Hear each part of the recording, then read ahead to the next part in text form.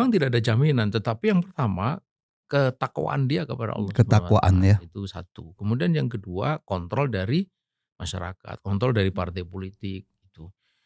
Yang membuat dia tidak ada ruang untuk menyimpang gitu. Sekali dia salah mengucap aja mungkin langsung Jadi ditegur peran gitu. partai politik dalam Islam itu sangat penting ya. Sangat penting karena dia akan menjadi mata dari publik gitu untuk melihat penguasa. Tapi masyarakat sekarang kan melihat justru keberadaan partai politik itu menjadi legitimasi kebijakan-kebijakan penguasa begitu. Bagaimana mencegah itu?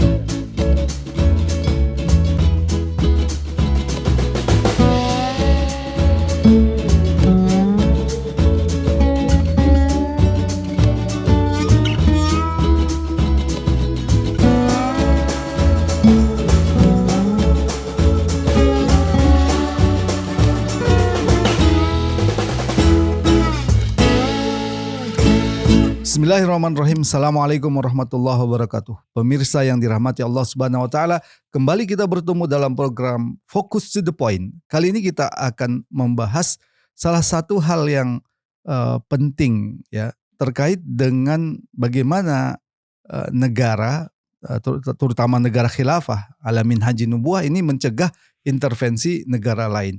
Ini saya ambil dari buku Khilafah ya, memahami sistem politik dan pemerintahan Islam, dan salah satu pembahasannya di sana adalah cara mencegah intervensi negara lain. Untuk itu kita akan memperbincangkan ini dengan Ustadz Ismail. Assalamualaikum Ustadz. Waalaikumsalam. Salah satu masalah mendasar di Sudan itu kan di samping ada persoalan internal atau lokal adalah masalah intervensi asing ya, dan itu memberikan dampak yang luar biasa ya di tengah-tengah umat. Hampir semua konflik-konflik yang terjadi di negeri-negeri Islam itu tidak bisa dilepaskan dari intervensi negara lain, terutama negara-negara besar. Karena itulah saya melihat bahwa tema atau pembahasan bagaimana cara khilafah mencegah intervensi negara lain dalam buku ini menjadi penting untuk kita bahas. Saya sedikit memberikan pengantar. Dalam buku ini dikatakan ada ketahanan yang harus dibangun ya untuk bisa mencegah intervensi dari negara lain. Ada ketahanan ideologi, ketahanan politik, kemudian ketahanan ekonomi dan ketahanan militer ya. Bagaimana Ustadz Ismail melihat ini? Kenapa ketahanan ideologi itu ditempatkan di poin yang pertama? Iya. Baik, intervensi itu dalam bentuk yang paling nyata itu adalah intervensi militer itu. Ketika militer negara asing masuk ke situ. Dan itu sangat mungkin terjadi ketika negara itu dalam posisi yang sangat lemah. Gitu. Kenapa dia lemah? Lemah secara ekonomi, intervensi ekonomi, lemah secara politik, dan yang paling utama adalah lemah secara ideologi. Gitu. Karena itu sebenarnya kalau kita melihat ada intervensi militer, itu adalah pukulan akhir atau langkah akhir. Dia melakukan sejumlah hal sebelum itu, baik itu dalam konteks ekonomi, intervensi ekonomi, dalam konteks politik, intervensi politik, dan yang paling utama adalah intervensi ideologi itu. Mereka tahu bahwa orang itu hanya bisa ditaklukkan kalau pikirannya ditaklukkan lebih dulu. Bagaimana cara menaklukkan pikiran itu ada banyak cara. Ada yang melalui pendekatan ekonomi, pendekatan politik, pendekatan ekonomi dengan gula-gula, stick and carrot itu dengan dukungan atau dengan ancaman, secara politik mungkin dukungan politik untuk dia naik kekuasaan dan sebagainya gitu. Dan itu acap terjadi di berbagai negeri, termasuk negeri Muslim dan dalam bentangan sejarah baik secara modern maupun sejarah kuno.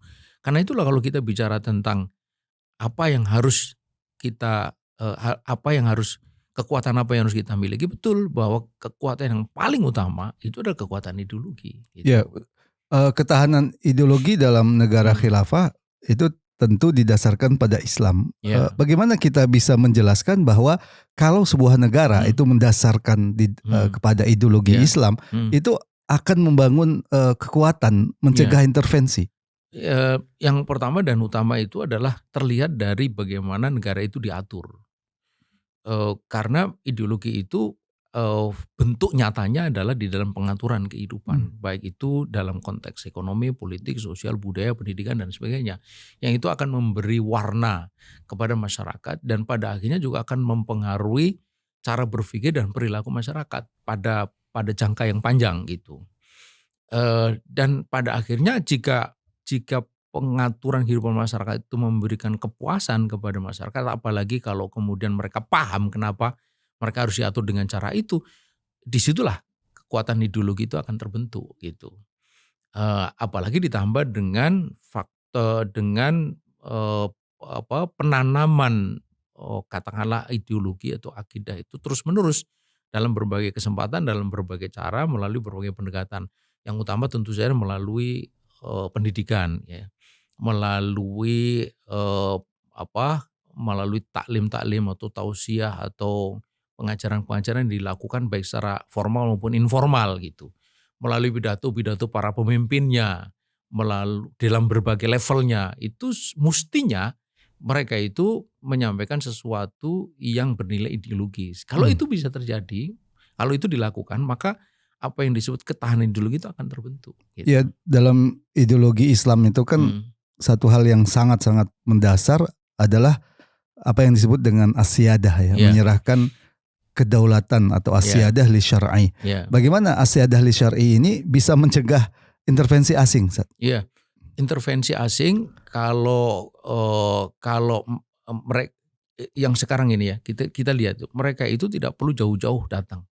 Sepanjang mereka itu mengikuti apa yang dia maui. Dalam apa? Dalam pengaturan kehidupan politiknya, ekonomi segala macam. Kalau itu sudah diikuti, maka sebenarnya intervensi sudah terjadi meskipun mereka tidak pernah datang gitu. Militer itu kan untuk memaksa. Kalau tidak memaksa mereka sudah ikut, ngapain juga harus dipaksa kan gitu.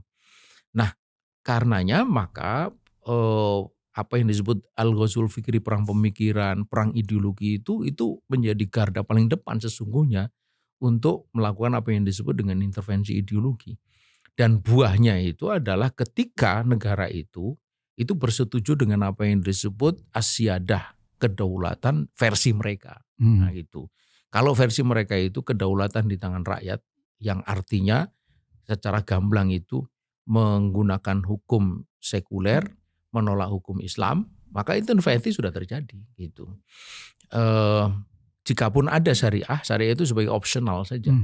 Bisa dipakai bisa tidak. Tapi basisnya adalah kedaulatan rakyat, itu artinya ya hukum itu ditetapkan oleh wakil-wakil rakyat. Itulah kenapa bisa kita lihat setelah reformasi itu justru semakin banyak undang-undang yang disebut liberal yang menjadi celah bagi penguasaan ekonomi kaum muslimin. Nah, kedua ketahanan politik ya, bagaimana Ustadz menggambarkan bahwa dengan Islam umat Islam itu akan memiliki ketahanan politik? Iya, disitulah pentingnya pemimpin dipilih oleh rakyat. Rakyat memilih pemimpin untuk apa? Untuk melaksanakan kedaulatan syariah. Gitu. Ketika ada pemimpin yang tidak seperti itu, maka ketahanan politik itu akan menjaga terjadinya intervensi melalui lahirnya pemimpin-pemimpin boneka. Pemimpin boneka itu kan terlihat dari cara berpikirnya, dari perilakunya. Yang ini jika negara ini memiliki kedaulatan politik, tidak akan bisa masuk orang kayak begini gitu. Tetapi kalau tidak memiliki kedaulatan politik, jangan lagi yang terlalu ini, lewong sekedar ya seperti Fufafa itu bisa kan gitu negeri ini, bisa gitu. Jadi itu kan menunjukkan betapa bahwa politik itu sebenarnya bukan ruang yang tertutup baja tebal gitu, itu sangat mudah ditembus dengan gitu. Nah jadi kesana lah, makanya penting sekali pertama itu kesadaran politik umat atau rakyat, selain juga sistem yang diterapkan. Itu dua hal yang akan mengunci gitu. Ya, terkait dengan ketahanan politik itu tentu tidak bisa lepas dari sosok pemimpin ya. Bagaimana sosok pemimpin, terutama pemimpin negara di dalam Islam itu bisa tercegah dari intervensi? Apa yang harus ada dalam sosok pemimpin itu? Nah, makanya kemudian di sana itu ada yang disebut dengan syarat-syarat inqiyad. Dia laki-laki muslim, di situ aja udah kekunci kan, tidak mungkin dari orang kafir gitu. adil, balik, merdeka, kemudian di situ mampu. Itu kan syarat pokoknya, syarat autuliannya dia mustahid dan sebagainya. Lalu dipilih. Ya, ketika dipilih itu berarti kemungkinan memang ada banyak pilihan, ada banyak calon. Nah, calon yang terbaik itulah yang akan terpilih. Apa yang menjamin penguasa itu walaupun dia dipilih dengan kriteria tadi itu bisa menerapkan syariat Islam? Memang tidak ada jaminan, tetapi yang pertama ketakwaan dia kepada Allah. Ketakwaan ya. Itu satu. Kemudian yang kedua kontrol dari masyarakat, kontrol dari partai politik itu. Yang membuat dia tidak ada ruang untuk menyimpang gitu. Sekali dia salah mengucap aja mungkin langsung. Jadi peran partai politik dalam Islam itu sangat penting ya. Sangat penting karena dia akan menjadi mata dari publik gitu untuk melihat penguasa. Tapi masyarakat sekarang kan melihat justru keberadaan partai politik itu menjadi legitimasi kebijakan-kebijakan penguasa begitu. Bagaimana mencegah itu? Ya karena memang basis dari kerja-kerja politik itu adalah politik transaksional. Karenanya maka apa saja yang bisa ditransaksikan itu terjadi. Perubahan undang-undang, pemilihan figur, itu semua transaksional. Nah, di dalam Islam mungkin saja itu terjadi karena kita bicara tentang manusia, tetapi dia dikunci oleh apa? Dikunci oleh sistem, oleh syariah itu, oleh ketakwaan, oleh amar ma'ruf nahi mungkar. Jadi ada banyak kunci-kunci yang tidak mudah diterobos begitu saja oleh mereka yang punya kepentingan-kepentingan politik sesaat. Terakhir Ustadz, ketahanan ekonomi ya. Kita mungkin ingin gambaran sederhana.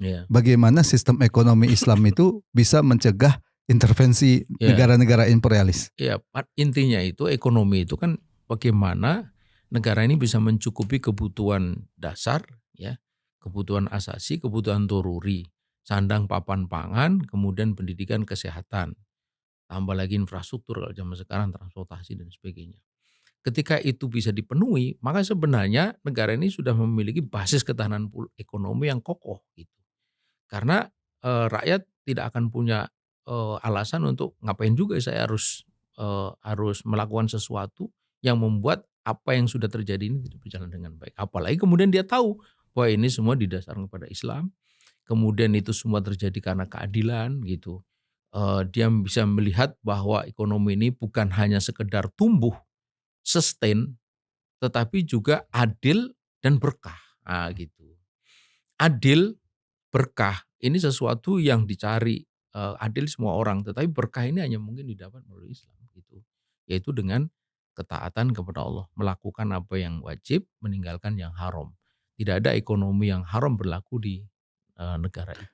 Nah, intervensi ekonomi yang sangat kentara itu kan antara lain lewat mata uang ya. Bagaimana sistem mata uang Islam itu akan mencegahnya? Betul, mata uang itu dia adalah ibarat kata kereta, dia lokomotif yang menggerakkan semua gerbong ekonomi. Dan di dalam mata uang itu sebenarnya terkandung, kalau dalam bahasa sekarang ini disebut kedaulatan ekonomi. Mata uang di dalam Islam itu dinar dan dirham. This is the real money orang sebut. Ini adalah mata uang yang sesungguhnya, yang tidak bisa dimanipulasi, tidak bisa dimainkan. Dulu mata uang kita sempat dimainkan oleh spekulan dari luar yang membuat akhirnya kita pernah $1 itu sampai 18.000 gitu. Tapi kalau emas tidak bisa. Anda mau memainkan apa? Kalau Anda mau menaikkan harga-harga, ini emas juga akan naik. Gitu. Kecuali kalau Anda kuasai emas seluruh dunia dan tidak boleh ada orang satupun. Dan itu tidak mungkin ya. Dan itu tidak mungkin. Nah, gitu. Karenanya maka ini satu hal yang dilupakan oleh orang sekarang ini. Jadi intervensi ekonomi sangat mudah dilakukan oleh Amerika sekarang ini dengan dolarnya itu gitu.